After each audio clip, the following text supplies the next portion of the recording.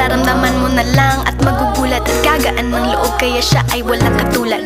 Di siya yung babae na masasabing tipikal, dahil mismo ang ugali at ganda sumatotal. Ang buo niyang pagkatao ay higit sa pisikal.